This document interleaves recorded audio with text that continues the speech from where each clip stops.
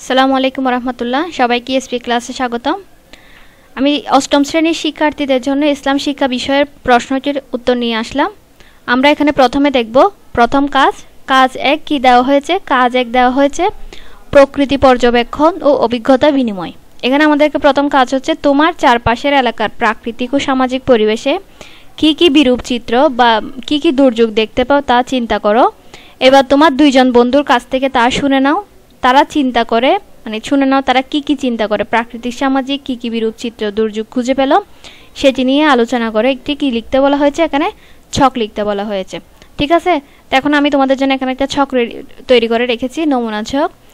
কাজ 1 ছক কাজ হচ্ছে প্রকৃতি পর্যবেক্ষণ ও অভিজ্ঞতা বিনিময়।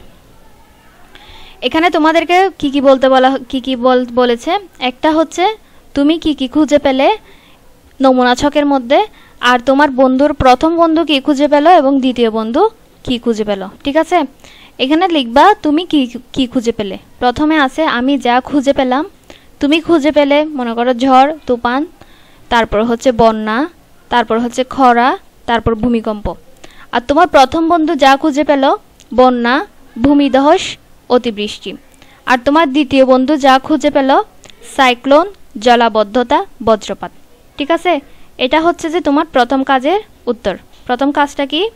প্রথম কাজটা হচ্ছে চারপাশের এলাকার কি কি দুর্যোগ দেখতে পাও তুমি, তোমার প্রথম বন্ধু, দ্বিতীয় বন্ধু, তিনজনে মিলে একটা ছকটা লিখতে বলছে।